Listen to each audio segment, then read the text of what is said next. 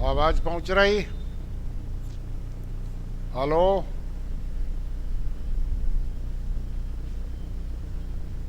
Hello.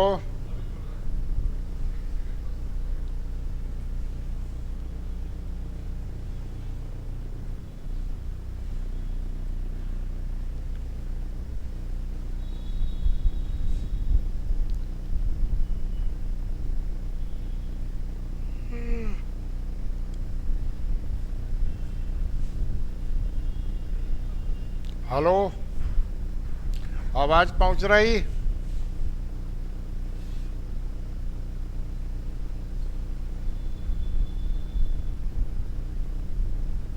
Hello.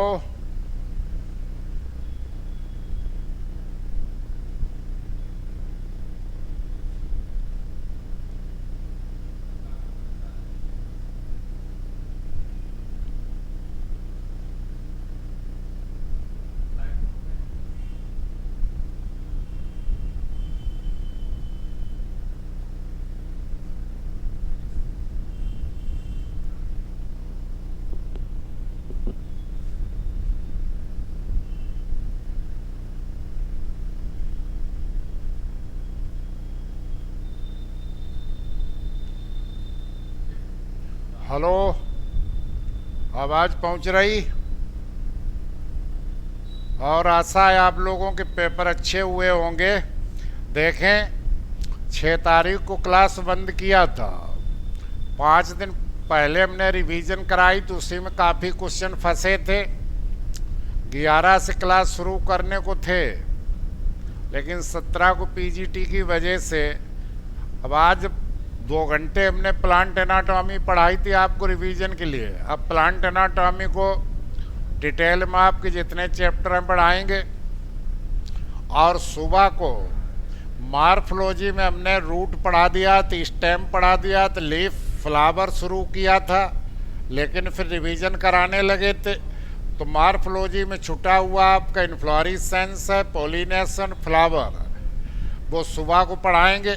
और जैसे ही morphology ख़त्म होगी, आपके 6 या 5 इसमें हैं जीआईसी में फैमिली पढ़ाएंगे, और एनाटॉमी ख़त्म होगी, इकोनॉमिक बॉटनी पढ़ाएंगे। जितना छूटा हुआ है जेनेटिक्स का, फिजियोलॉजी का, वो 15 सितंबर तक हम पूरा करके दे देंगे आपके जीआईसी का सिलेबस। और बहुत जल्दी एलटी की आ रही, माध्यमिक की आ रही, आप लोग बराबर पढ़ते रहिए। तो आज शुरू करें, कई दिन का छुटा हुआ। और कल सुबह वही 10 से 11 पढ़ाएंगे आप लोगों को मार्फोलॉजी, अभी एनाटॉमी। तो एनाटॉमी आज शुरू कर रहे, डालें सब लोग प्लांट एनाटॉमी। तो ये है आपका प्लांट। तो इस प्लांट के जितने पार्ट हैं, इनका इंटरनल स्ट्रक्चर, इनका इंटरनल ऑर्गेनाइजेशन, इनका अध्ययन हम करें तो इसको हम प्लांट एनाटॉमी कहते हैं। The study of internal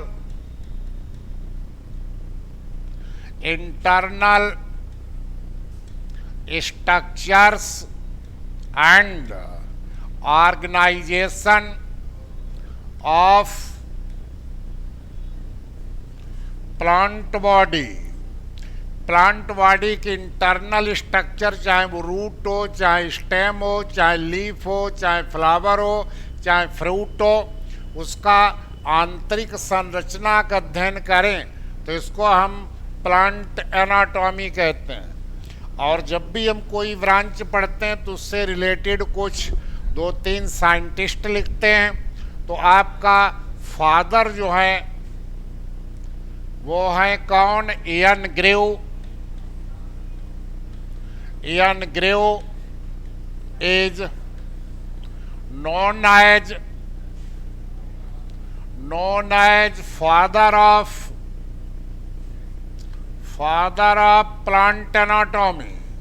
plant anatomy के जो फादर हैं वो आपके इयन ग्रेव हैं, इसको अंडरलाइन कर दीजिए। और मॉडर्न के फादर कौन है? मॉडर्न के फादर है एंड्रेज। Andreas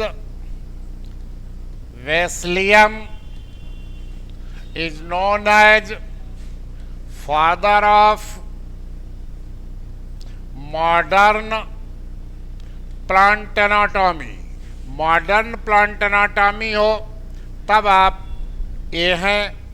और इंडिया की यदि हम ले लें तो के चौधरी, तो K A Chaudhary is known as father of Indian plant anatomy. इसको आप लोग अंडरलाइन कर दें, के चौधरी को, ये इंडियन प्लांट एनाटॉमी के फादर हैं। और एक आप लोग नोट कर लें बुक, ये बुक आपकी है the anatomy of seed plants. The anatomy of the seed plants was written by K. Isau, ये इन्होंने लिखी और पब्लिश्ड हुई थी 1960 में। The book anatomy of seed plants written by K. Isau, published in 1960। इसे कहते हैं वेविस्टर ऑफ प्लांट बायोलॉजी। ये अंडरलाइन कर दें इसको, वेविस्टर कहते हैं आप प्लांट एनाटॉमी। तो यहाँ पर एक तो यन ग्रेव ये हो गए और एक के चौधरी हो गए। एक किताब याद कर लेना। तो ये आपका इससे रिलेटेड वैज्ञानिक हो गए। अब सबसे पहला आपका चैप्टर कौन सा है? सबसे पहला चैप्टर है ऊतक, टिश्यू। तो टिश्यू का अध्ययन करना क्या कहलाता? Histology. The study of tissues is called the histology. इसे हम ऊतक विज्ञान कहते हैं। एंड फादर ऑफ हिस्टोलॉजी फ्रेंचेज वाइकेट, ये आपके हिस्टोलॉजी के फादर हैं। हिस्टोलॉजी के फादर। तो टिश्यू का अध्ययन करें तो हिस्टोलॉजी, फादर है फ्रेंचेज वाइकेस्ट। और टिश्यू शब्द को अंडरलाइन कर दें। The term tissue was given by Ian Grew. जो ऊतक शब्द है, टिश्यू टर्म है, ये इयन ग्रेव ने दिया था। तो आपकी टिश्यू की डिफिनीशन क्या हुई? टिश्यू ये आपकी सिंगल सेल है। यदि कोई ऑर्गेनिज्म जीवन पर्यंत एक ही कोशिका का रहता है तो उसे यूनिसेलुलर, तो उसकी ये स्ट्रक्चरल यूनिट भी हो गई और उसमें फंक्शन भी हुआ तो फंक्शनल यूनिट भी हो गई। इसको अपने लोग साइटोलॉजी में पढ़ेंगे। अब क्या हुआ, जैसे जैसे जीव मल्टी सेलुलर हो गया तो उसमें क्या हुआ, लेबर ऑफ डिवीजन। तो आपका श्रम का विभाजन हुआ। जैसे सोसाइटी में विभाजन होता है, कोई वकील है, कोई जज है, कोई अध्यापक है, कोई शिष्य है, कोई मजदूर है, तरह तरह के सब अपना अपना काम बांट लिया और इससे पूरी सोसाइटी की अखंडता और एकता बनी रहती। इसी प्रकार बॉडी को भी सुचारू रूप से चलाने के लिए सब क्या हुआ, डिवीजन ऑफ लेबर। सबने क्या किया, अपना अपना काम बांट लिया। जाइलम ने क्या कहा कि हम पानी ले जाएंगे, फ्लोएम ने क्या कहा कि हम भोजन ले जाएंगे, स्क्लेरेनकाइमा ने क्या कहा कि हम मजबूती प्रदान करेंगे, पेरेनकाइमा ने क्या कहा कि हम भोजन संचित करेंगे। तो जब सब विभाजन हो गया, सबने अपना अपना काम बांट लिया, तो एक ग्रुप बन गया। तो अब जो ग्रुप है, ये ग्रुप जिनकी ओरिजिन समान हो और जिनका फंक्शन समान हो, इस ग्रुप को, सेल्स के ग्रुप को हम क्या कहने लगते हैं? टिश्यू। तो टिश्यू टर्म किसने दिया? इयान ग्रेव ने। तो tissue is the group of cells which have common origin and usually perform common function। तो कॉमन ओरिजिन हो, कॉमन फंक्शन कर रहे हो, ऐसे ग्रुप को हम टिश्यू कहते हैं। लेकिन सेल से जो आपकी हैं, ये सिमिलर भी हो सकती और डिसिमिलर भी हो सकती शेप में। एंड सेल्स में भी सिमिलर और डिसिमिलर इन शेप इनका सिमिलर भी हो सकता है, डिसिमिलर भी हो सकता है, लेकिन परफॉर्म द कॉमन फंक्शन करेंगे। जैसे जाइलम ले जा रहा था पानी, फ्लोएम ले जा रहा तो भोजन। तो ये आपका टिश्यू की डिफिनीशन हो गई। तो tissue is the group of cells which have common origin and perform common function and shape में बी सिमिलर और dissimilar is called the tissue. और टिश्यू आपका पहला चैप्टर है। टर्म टिश्यू दिया था यान ग्रेव ने, और टिश्यू की स्टडी को कहते हैं हिस्टोलॉजी, और हिस्टोलॉजी के फादर हैं फ्रेंचिस वाइकिट। तो ये आपका टिश्यू है। तो अब यही आप हेडिंग डाल दीजिए, टिश्यू। तो पहला आपका चैप्टर हो गया टिश्यू। तो टिश्यू आपको हो गया। तो टर्म तो आपने देख ही लिया, टर्म यूज्ड बाय यान ग्रेव, फिर रिपीट कर दीजिए। और टिश्यू के अध्ययन को भी आपने देख लिया, हिस्टोलॉजी। अब टिश्यू जो हैं,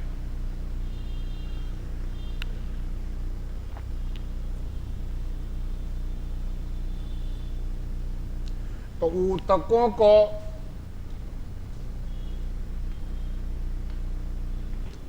जो हमारे टिश्यूज हैं, टिश्यूज ऊतकों को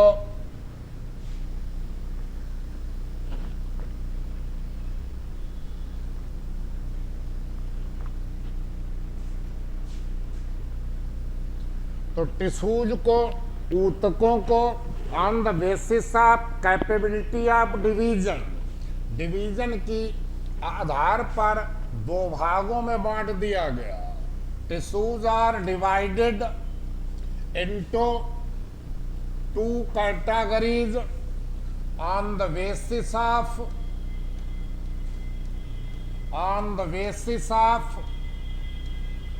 कैपेबिलिटी ऑफ सेल डिवीजन की कैपेबिलिटी के आधार पर टिश्यू ये दो प्रकार के हो गए। पहला टिश्यू है मेरिस्टेमेटिक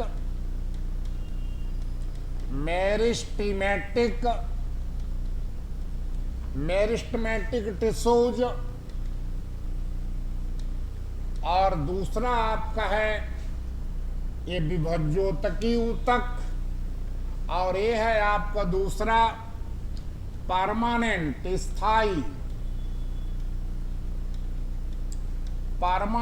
टिश्यूज। तो एक स्थायी ऊतक और एक विभज्योतकी ऊतक। तो ये कैपेबिलिटी ऑफ सेल डिवीजन को हमने आधार माना। तो इसमें क्या है, जो मेरिस्टेमेटिक टिश्यू जो होते हैं, ये आपके अनडिफरेंशिएटेड होते हैं, अनडिफरेंशिएटेड अनडिफरेंशिएटेड होते हैं।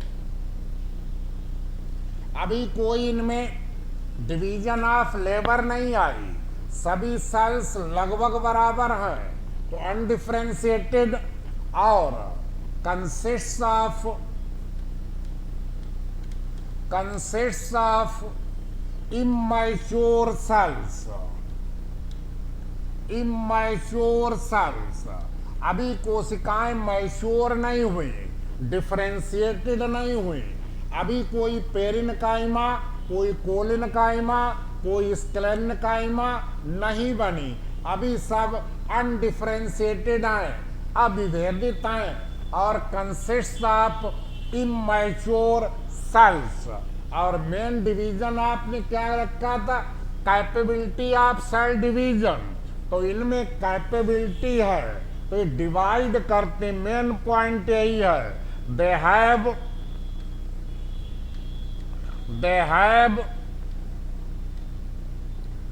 कैपेबिलिटी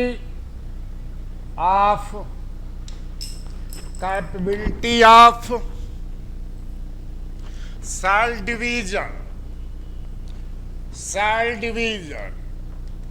इनमें सेल डिवीजन होती रहती है, जिससे नई नई सेल्स बनती रहती हैं। और ये टिश्यू हमारा कहाँ पाया जाता है? ये टिश्यू, ये हमारी लीफ हो गई, लीफ, और ये हमारा स्टेम हो गया, ये हमारी रूट। तो लीफ और स्टेम दोनों जोड़ दें तो हमारा सूट हो जाता, प्ररोह। तो मेरिस्टेमेटिक टिश्यू कहाँ पाया जाएगा? ये रूट की टिप पर, यहाँ पर, और सूट की टिप पर। तो occurs at the tip of shoot and root. Shoot और रूट के टिप पर ये पाया जाएगा। और एक चीज आप लोग और याद कर लें, प्लांट में जो ग्रोथ होती है वो रेस्ट्रिक्टेड है, पर्टिकुलर रीजन में रेस्ट्रिक्टेड है यहाँ। और कैसी है? ये है इनडिटर्मिनेट, जीवन पर्यंत ग्रोथ होती रहती है। जबकि एनिमल में एक पर्टिकुलर टाइम तक ग्रोथ होती है, डिटर्मिनेट होती है। तो प्लांट में जो ग्रोथ है वो रेस्ट्रिक्टेड है। In plants growth is restricted. कहाँ रेस्ट्रिक्टेड है? यहाँ। और इंडेफिनिट है, एंड इंडेफिनिट, जीवन पर्यंत होती रहती है। जबकि एनिमल में ग्रोथ एक निश्चित समय तक होती है, डिटर्मिनेट। तो यहाँ इनडिटर्मिनेट है। तो मेरिस्टेमेटिक टिश्यू और मेरिस्टेम, इसको भी समझ लें। तो ये मेरिस्टेमेटिक टिश्यू किससे बना? ये बना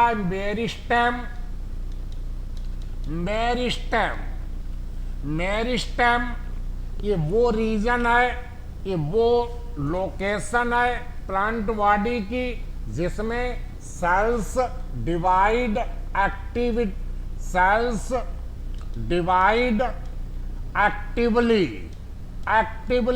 सेल्स। इस रीजन को मेरिस्टेम रीजन कहते हैं।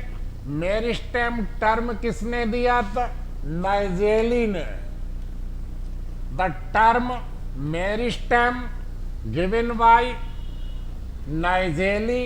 और मेरिस्टेम बहुत ही ये शॉर्ट एरिया है, छोटा सा स्थान है, वेयर सेल्स डिवाइड एक्टिवली। ये बना ही है किससे? ये बना है मेरिस्टोज। मेरिस्टोज के मतलब क्या हुआ? टू डिवाइड और टू बी डिविजिबल। वो भाग मेरिस्टेम का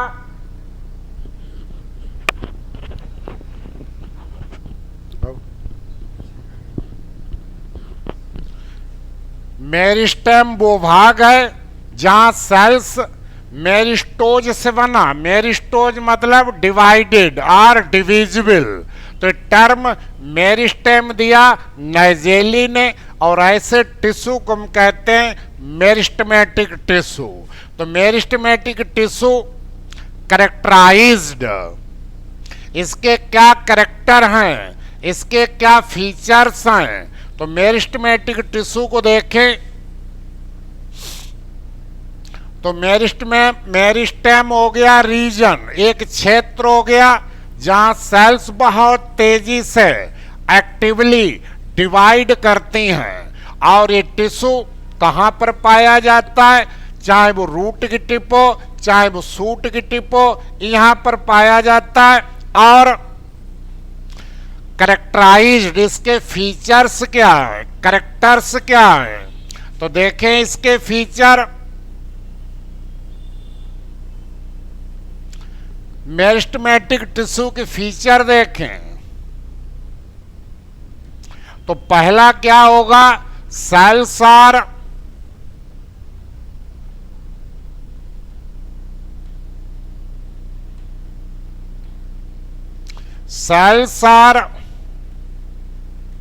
स्मॉल। अभी सेल्स बहुत छोटी होंगी, cells are small and usually isodiametric समव्यासीय होंगी या ओवल अंडाकार और स्फेरिकल गोलाकार होंगी। और क्या होगा इन सेल्स में,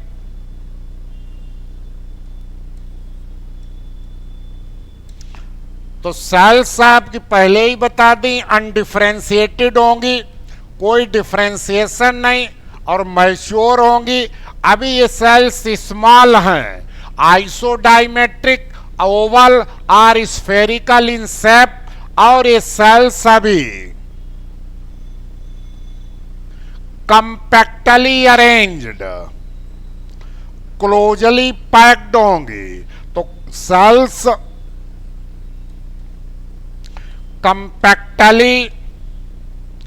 compactly arranged और पैक्ड। तो कंपैक्ट टिश्यू है तो इनके बीच में अंतरकोश की अवकाश नहीं होंगे। विदाउट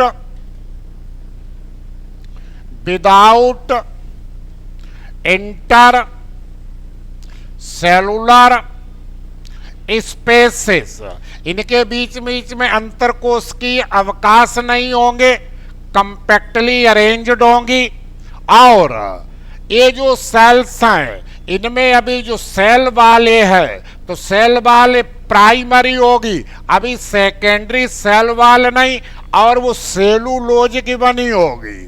तो cells have primary cell wall, ये प्राइमरी सेल वॉल होगी विच इज थिन, पतली होगी, इलास्टिक, लचीली होगी, and made up of cellulose, cellulose की बनी होगी, ये सेलुलोज की बनी होगी। और अभी सेकेंडरी सेल वॉल नहीं होगी। तो secondary cell wall absent, secondary cell wall इसमें अब्सेंट होगी। अब हम सेल के भीतर चलते हैं तो इसमें प्रोमिनेंट न्यूक्लियाई, खूब बड़े ये न्यूक्लियाई होंगे, have prominent and large nuclei, prominent और लार्ज न्यूक्लियाई होंगे।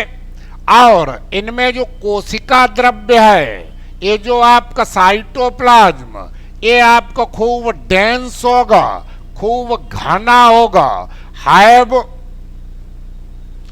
Dense cytoplasm, have dense cytoplasm, खूब घना कोशिका द्रव्य होगा, और इसमें या तो अभी वैक्यूल्स होंगी नहीं, और होंगी तो अभी बहुत छोटी होंगी।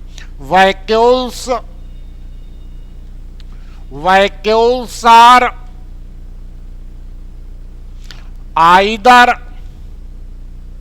absent, या तो absent होंगी इफ प्रेजेंट, और यदि प्रेजेंट है, if present they are small, तो ये बहुत अभी साइज में छोटी होंगी वैक्यूल, और इनमें अभी प्लास्टिड डेवलप नहीं होंगे, और हैं तो वो प्रोप्लास्टिड के रूप में होंगे। Plastids are absent, plastids are absent, are present in the form of proplastid. Proplastid के रूप में ये प्रेजेंट होंगे। ये प्लास्टिड और सेल्स जो हैं, क्या होगा, सेल से मेटाबोलिकली, उपापचयी दृष्टि से यदि हम देखें तो सेल्स मेटाबोलिकली वेरी एक्टिव होंगी। तो सेल्स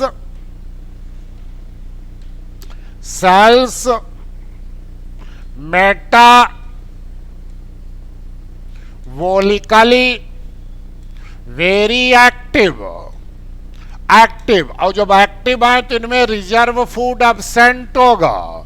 रिजर्व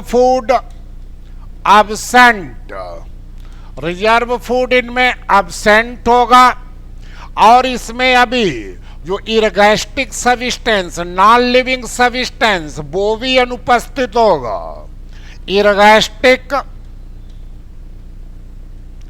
इरगैस्टिक और नॉन लिविंग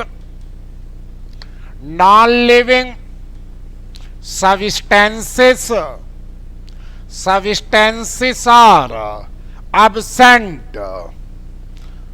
ये अभी आप किसके अंदर एब्सेंट होंगे, और मेन चीज जिसके ऊपर क्लासिफिकेशन हुआ वो क्या, सेल्स में पावर होगी किसकी, डिवीजन की, जिससे प्रोड्यूस करेंगी daughter cells. Cells have power of cell division.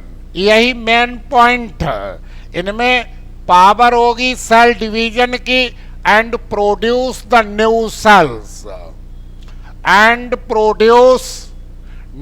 Sales, नई सेल्स का प्रोडक्शन करेंगे। तो एक बार फिर समझें, मेरिस्टेम क्या है। मेरिस्टेम एक बहुत ही स्मॉल एरिया है, टिप्पर यहाँ और यहाँ।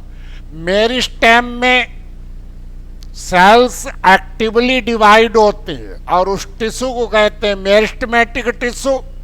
तो ये टिश्यू रूट की टिप्पर, शूट की टिप्पर यहाँ पाया जाता है। ये सब कैरेक्टर आपको बताए, और जब ये सब चीजें हैं तो कोई मेरिस्टेमेटिक टिश्यू ऐसा नहीं जो डेड हो, तो cells are living. Meristematic cells जो हैं वो लिविंग होते हैं। तो एक बार फिर देखें, सेल्स स्मॉल हो गई, आइसोडाइमेट्रिक ओवल और स्फेरिकल हो गई, कंपैक्टली अरेंज्ड हो गई, इनके बीच में इंटरसेलुलर स्पेस एब्सेंट हो गए। सेल वॉल अभी प्राइमरी है और थिन इलास्टिक और सेलुलोज की बनी। सेल वॉल पर अभी सेकेंडरी सेल वॉल नहीं पाई जाती है। साइटोप्लाज्म डेंस होता है, प्रोमिनेंट और लार्ज न्यूक्लियस होता है, वैक्यूल्स नहीं होती हैं, और होती हैं तो छोटी छोटी होती हैं। प्लास्टिड नहीं होते हैं तो प्रोप्लास्टिड के रूप में होते हैं। मेटाबोलिकली एक्टिव होती हैं, रिजर्व फूड नहीं होता, इरगैस्टिक मटेरियल नहीं होता, और मेन चीज क्या, इनमें पावर होती है डिवीजन की। ये आपका मेरिस्टेमेटिक टिश्यू हो गया। जब परमानेंट टिश्यू पढ़ाएंगे फिर उसमें कैरेक्टर देखना। तो ये जब सब सेल्स आपकी लिविंग है, कोई मेरिस्टेमेटिक सेल डेड नहीं होती, सब मृत नहीं, सब की सब लिविंग है। तो ये आपका पहला टिश्यू मेरिस्टेमेटिक, उसके कैरेक्टरिस्टिक फीचर्स हुए। अब आप देखें इसका क्लासिफिकेशन मेरिस्टेमेटिक टिश्यू का। द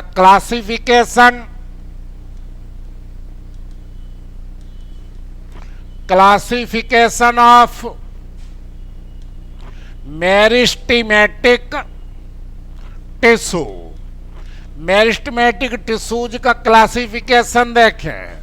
द मेरिस्टेमेटिक टिश्यू को कई प्रकार से विभाजित किया गया, वेरियसली क्लासिफाइड। तो पहला क्लासिफिकेशन किस आधार पर किया गया, तो on the basis of origin, उत्पत्ति एंड डेवलपमेंट, विकास के आधार पर। मेरिस्टेमेटिक टिश्यू 3 टाइप्स, ये 3 प्रकार के। इस आधार पर ओरिजिन एंड डेवलपमेंट। पहला कौन है, पहला है प्रोमेरिस्टेम। प्रोमेरिस्टेम या इसको कहते हैं क्या, प्राइमोर्डियल मेरिस्टेम, या इसको कहते हैं अर मेरिस्टेम। तो इसके कैरेक्टर तो वही होंगे जो आपको हमने मेरिस्टेमेटिक के कैरेक्टर पढ़ाए, वही होंगे, लेकिन ये किस अवस्था को रिप्रेजेंट कर रहा, ये बहुत ही स्मॉल, ये आपका स्टेम की टिप हो गई, ये रूट तो बहुत स्मॉल इनिशियल प्रारंभिक अवस्था को रिप्रेजेंट कर रहा। और ये जैसे ही आपका जाइगोट बना, 2 सेल बनी, 3 सेल बनी, 4, तो इनिशियल स्टेज को रिप्रेजेंट कर रहा। तो ये आपका रिप्रेजेंट द इनिशियल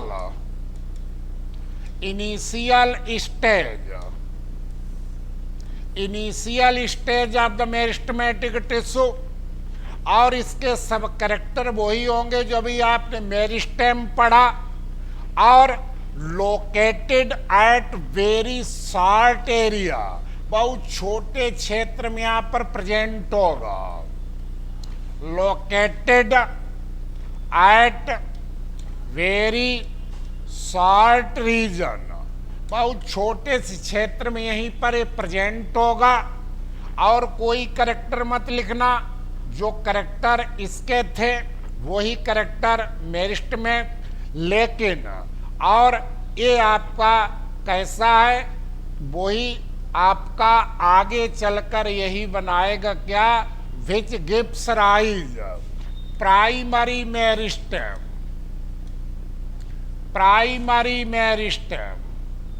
यही आगे चलकर क्या बनाएगा, यही आगे चलकर बनाएगा प्राइमरी मेरिस्टेम। तो प्रोमेरिस्टेम और प्राइमोर्डियल मेरिस्टेम और अर meristem, it is the initial stage, occupy a very small region of the body and gives rise the primary meristem।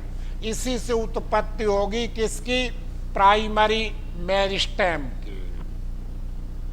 तो अब देखें प्राइमरी मेरिस्टेम।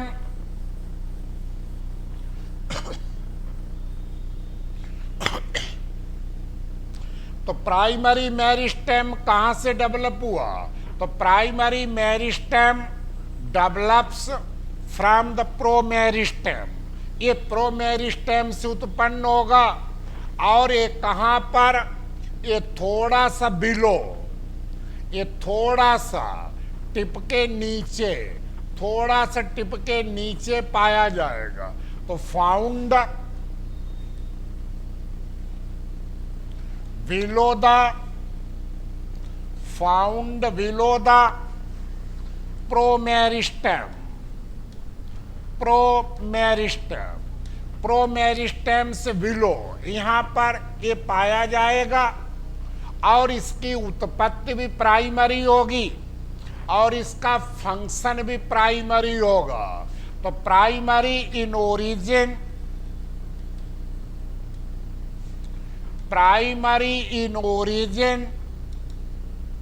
क्यों ओरिजिन है प्राइमरी?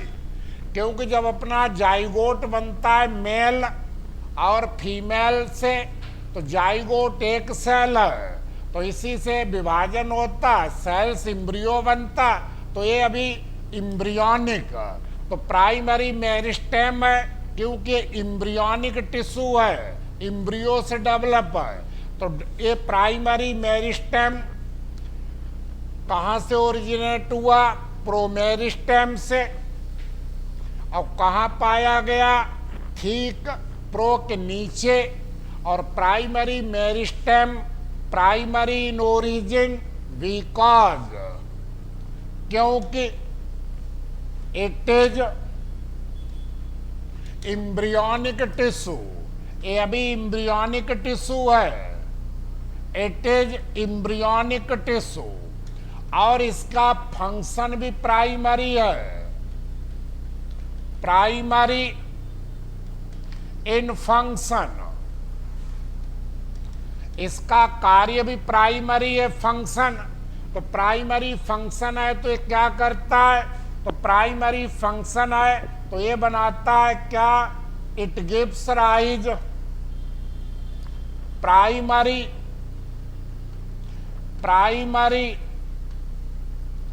Permanent tissue.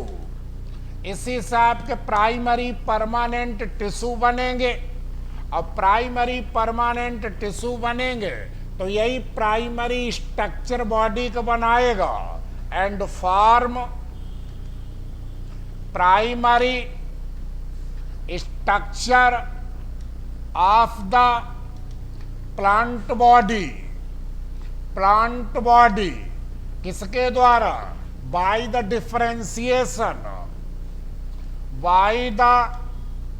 डिफरेंशिएशन। आगे चलकर यही प्राइमरी बॉडी बनाएगा, और तो ये रिस्पॉन्सिबल होगा किसके लिए? Growth in length, primary growth के लिए। तो responsible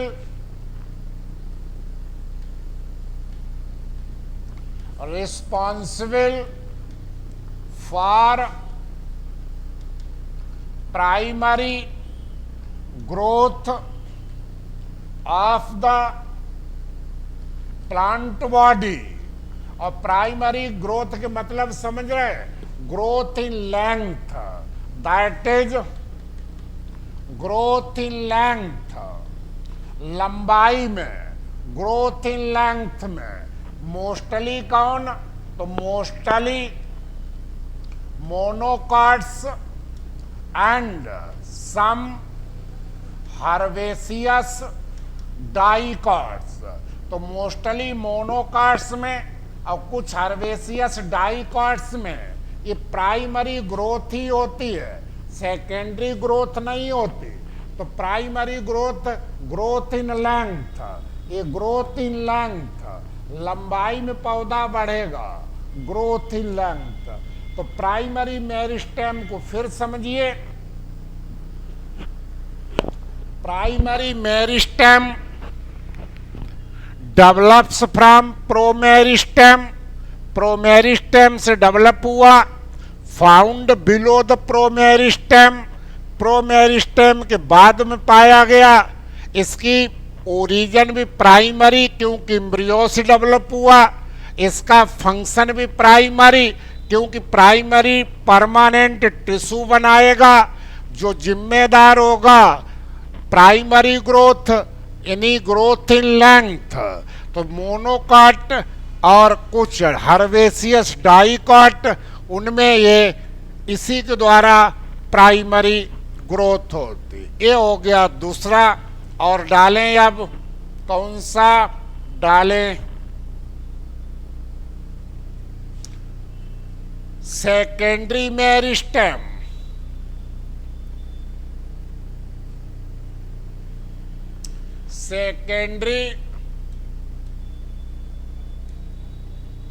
secondary meristem.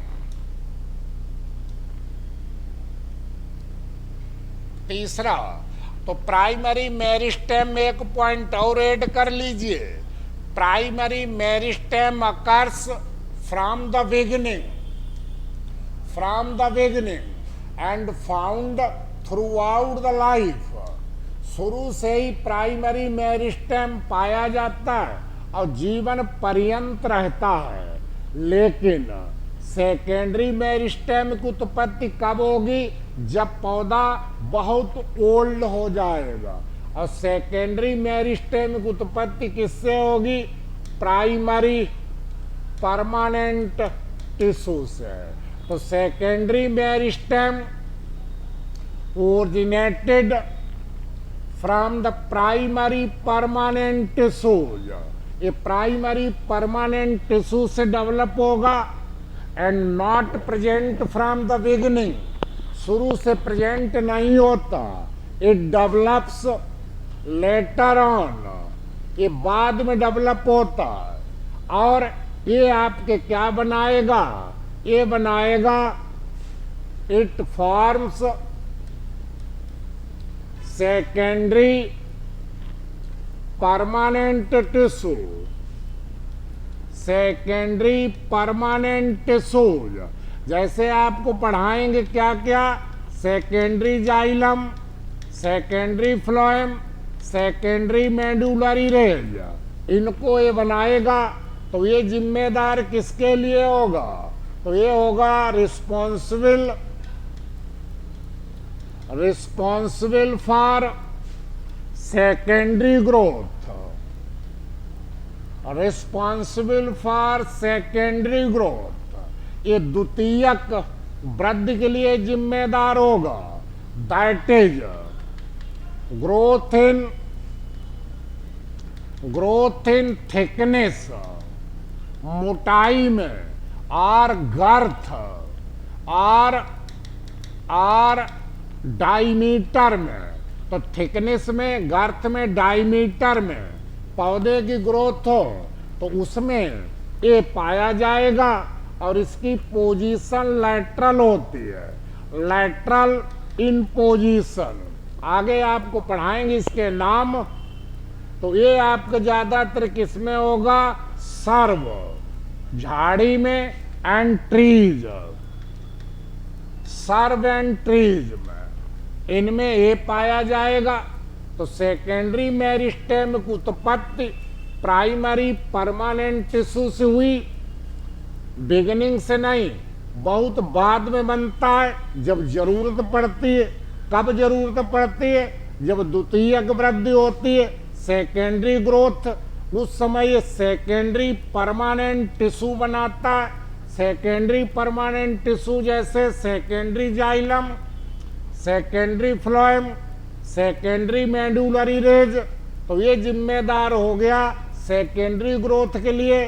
Growth in thickness, growth in girth, growth in diameter, मोटाई में जब पौधा बढ़ेगा तो ये सर्व और ट्री, ये सेकेंडरी मेरिस्टेम। अभी आप इनके नाम भी पढ़ाएंगे।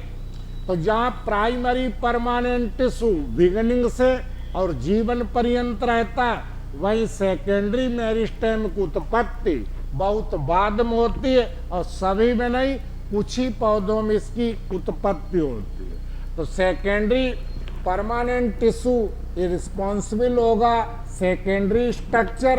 आपको पढ़ाएंगे सेकेंडरी ग्रोथ। तो ये आपके तीनों टिश्यू हो गए। कौन कौन से हुए? प्रोमेरिस्टेम, प्राइमरी मेरिस्टेम और सेकेंडरी मेरिस्टेम। ये क्लासिफिकेशन था ओरिजिन और डेवलपमेंट के आधार पर, उत्पत्ति और विकास के आधार पर। अब अगला क्लासिफिकेशन देखें मेरिस्टेमेटिक टिश्यू का, on the basis of location. The classification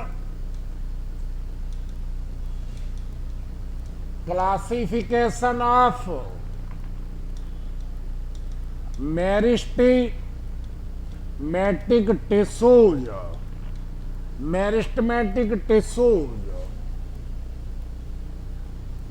on the basis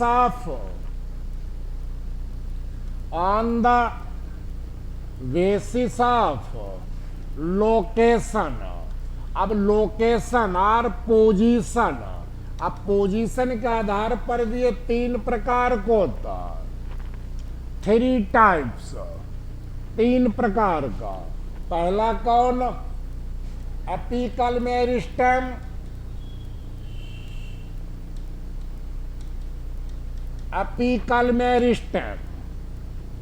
दूसरा कौन? इंटरकाइलरी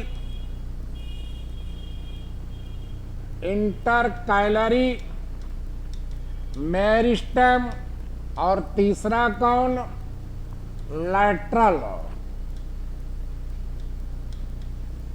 लैटरल मेरिस्टेम।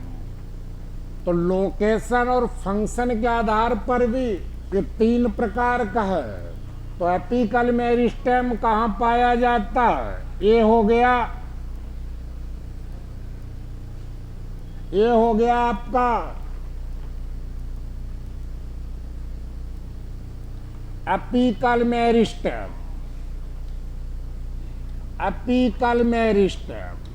तो apical meristem occurs at the tip of root and shoot यहाँ और रूट यहाँ, इसकी टिप पर ये पाया जाता है। तो एपिकल मेरिस्टेम की लोकेशन क्या हो गई? टिप रूट की और सूट की। और ये वही मेरिस्टेम है जो आप पढ़ चुके हैं। कौन? It is primary meristem. ये प्राइमरी मेरिस्टेम है जो आप पढ़ चुके, लेकिन अपेक्स पर पाया गया। तो ये रिस्पॉन्सिबल है किसके लिए? Growth in length, primary growth के लिए। तो responsible for the growth in length, लंबाई के लिए यही जिम्मेदार है प्राइमरी एपिकल मेरिस्टेम। दूसरा आप डालें इंटरकैलरी मेरिस्टेम। ये आपके परमानेंट टिश्यू के बीच बीच में पाया जाता है।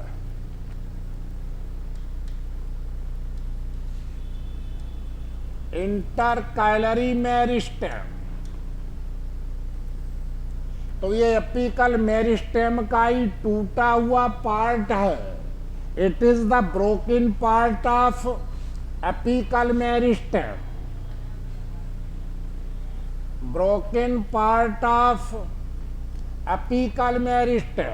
और ये परमानेंट टिश्यू के बीच बीच में पाया जाता है।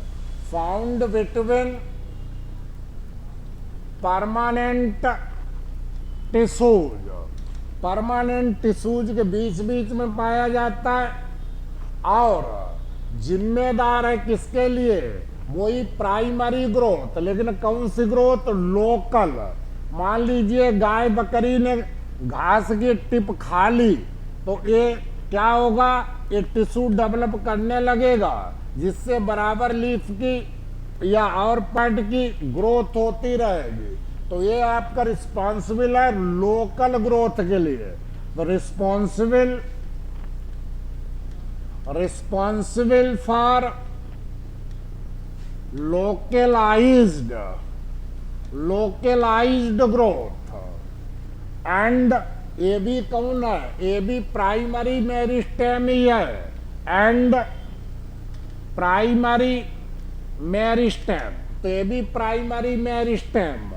अब ये मोस्टली आपको टेरिडो पढ़ाया था, तो टेरिडो में इंटरनोड के बेस पर पाया जाता। तो फाउंड इन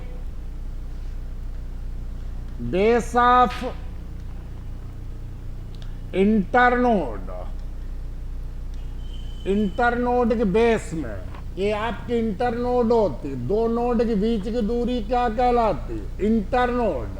तो ये आपकी नोड और ये इंटरनोड। तो found at the base of internode at grasses, घासों में, बाम्बू, बांस में, सुगर कैन, गन्ने में, और अंडरलाइन कर दीजिए इक्यूसेटम, इक्यूसेटम में, एंड इक्यूसेटम, इक्यूसेटम टेरिडोफाइट, इसमें ये पाया गया। और जो पुदीना होता है मिंट, मिंट में कहाँ पाया जाता है? ये पाया जाता है इस नोड के बेस पर, एट द बेस ऑफ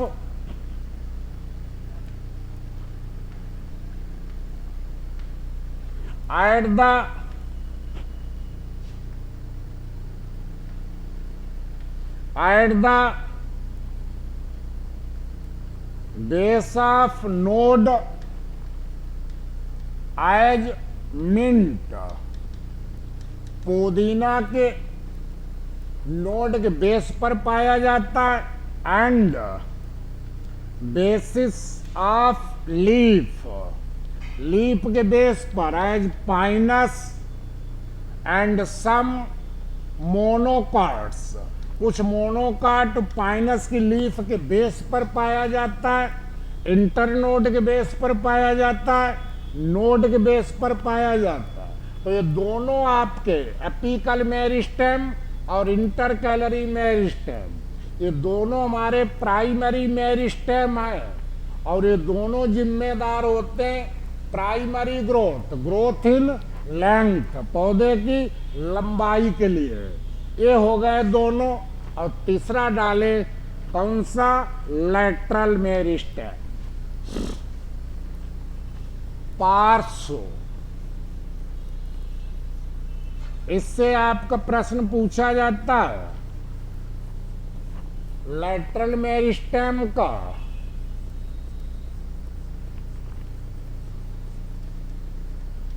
तो lateral meristem,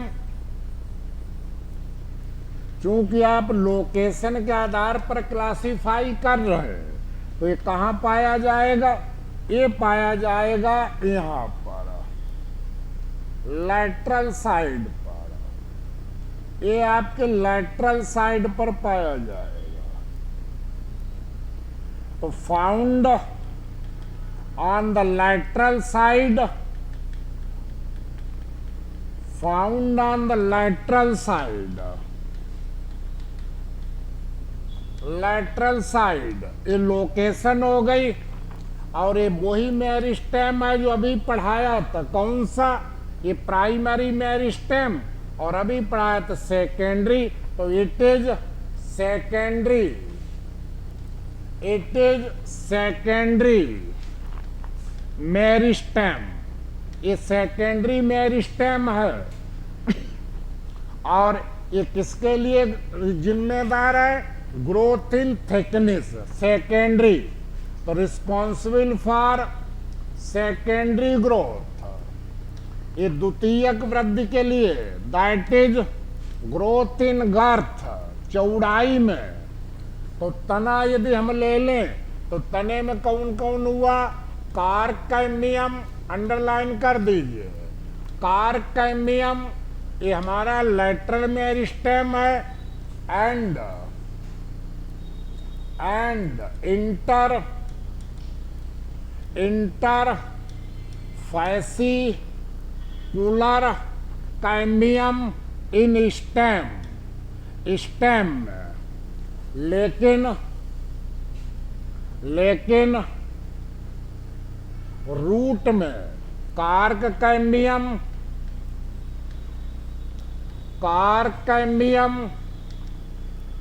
and vascular cambium, vascular cambium in root, root में ये लैटरल मेरिस्टेम अब यहां पर एक प्रश्न पूछा जाता है, इसी को अंडरलाइन करिए। ये हमारा वैस्कुलर बंडल है। वैस्कुलर बंडल के अंदर जो कैम्बियम पाई जाती है इसको हम कहते हैं इंट्रा फैसिकुलर कैम्बियम। तो यहाँ इंट्रा और ये हमने लिखा इंटर होता है दो वैस्कुलर बंडल के बीच में यहाँ पर। तो इंट्रा जो फैसिकुलर कैम्बियम ये लेटरल प्राइमरी ओरिजिन है, क्योंकि ऑलरेडी प्रेजेंट है, इसकी उत्पत्ति प्रोकैम्बियम से हुई, लेकिन फंक्शन सेकेंडरी है, नीचे सेकेंडरी जाइलम बनाएगा। इसी पॉइंट को अंडरलाइन कर दीजिए। इंट्राफैसिकुलर cambium is primary in origin, इसकी उत्पत्ति तो प्राइमरी है, बिकॉज डेवलप्स फ्रॉम प्रोकैम्बियम, ये प्रोकैम्बियम से उत्पन्न होती है, लेकिन फंक्शन इसका सेकेंडरी है। व्हाट? Secondary in function. क्यों? क्योंकि सेकेंडरी टिश्यू प्रोड्यूस करेगी, बिकॉज प्रोड्यूस सेकेंडरी टिश्यूज, ये सेकेंडरी टिश्यूज प्रोड्यूस करेगी। तो आपसे पूछा जाता है लेटरल मेरिस्टेम के उदाहरण, तो दो याद कर लेना, कार कैम्बियम और इंटरफैसिकुलर कैम्बियम स्टेम में, और कार कैम्बियम और वैस्कुलर कैम्बियम रूट में। लेकिन इंट्राफैसिकुलर कैम्बियम की ओरिजिन तो प्राइमरी है और फंक्शन इसका सेकेंडरी है। ये लोकेशन के आधार पर तीन प्रकार पढ़ाए। अब आप इस प्रकार समझ लीजिए, ये है हमारा प्राइमरी मेरिस्टेम, और प्राइमरी मेरिस्टेम में कोशिकाओं में क्या हुआ? डिफरेंशिएशन हुआ, विभेदन हुआ, और विभेदन से बन गया प्राइमरी, यही आगे पढ़ाएंगे आपको, परमानेंट स्थायी टिश्यूज। अब प्राइमरी परमानेंट टिश्यू में विभाजन की क्षमता नहीं रही, और यदि आ गई तब इनसे क्या बन जाता है? Secondary meristem. सेकेंडरी मेरिस्टेम, तो सेकेंडरी मेरिस्टेम किससे बनेगा? प्राइमरी परमानेंट टिश्यू में विभाजन की शक्ति आ गई तब, तो डी डिफरेंशिएशन। तो प्राइमरी परमानेंट में पुनः विभाजन की शक्ति आ गई तो इन्हें कहते हैं डी डिफरेंशिएटेड। तो डी डिफरेंशिएशन से सेकेंडरी मेरिस्टेम बनेगा, और सेकेंडरी मेरिस्टेम टिश्यू क्या बनाएगा? Secondary permanent tissue. ये बनाएगा सेकेंडरी परमानेंट टिश्यू। कैसे?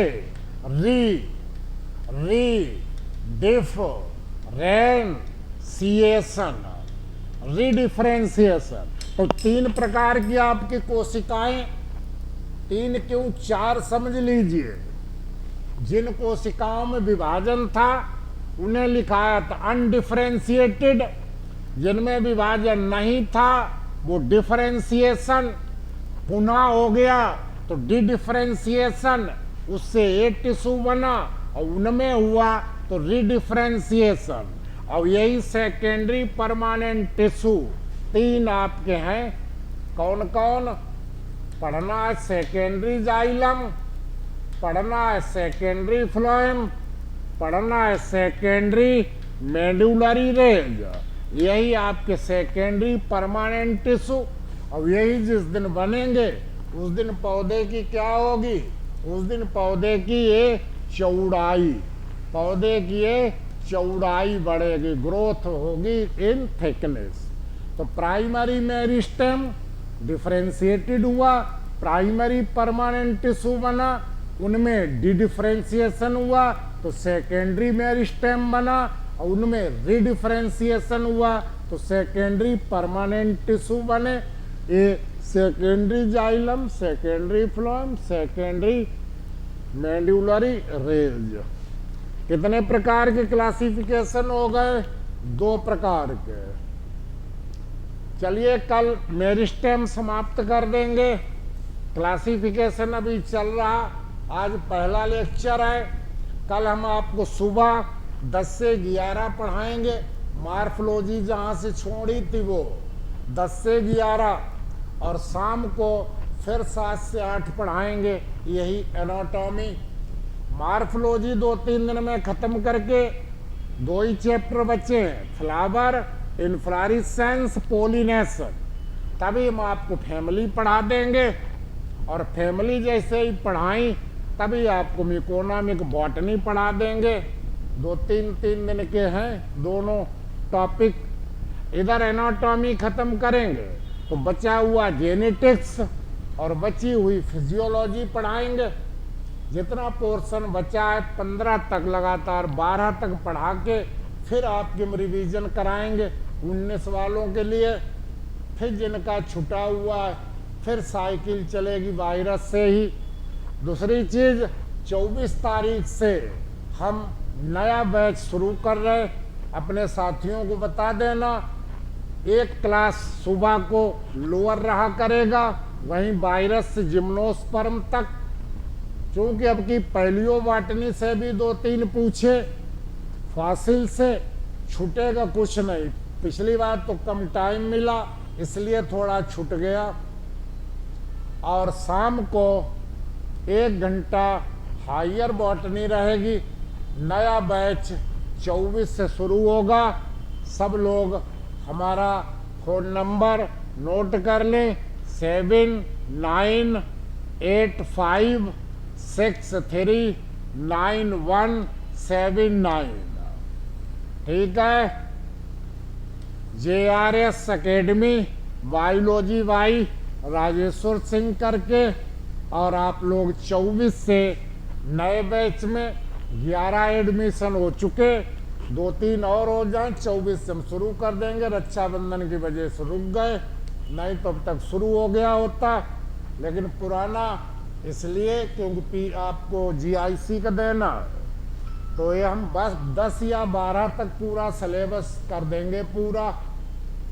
और संगी साथियों को बताइए नया बैच शुरू कर दिया। 1 पेपर लोअर 1 हायर डेली पढ़ाएंगे सुबह शाम। और 25 तारीख से ऑफ क्लास भी शुरू होंगे। जिन्होंने ऑनलाइन नहीं पढ़ा वो अपना ऑफलाइन में पढ़ें। धन्यवाद, नमस्कार।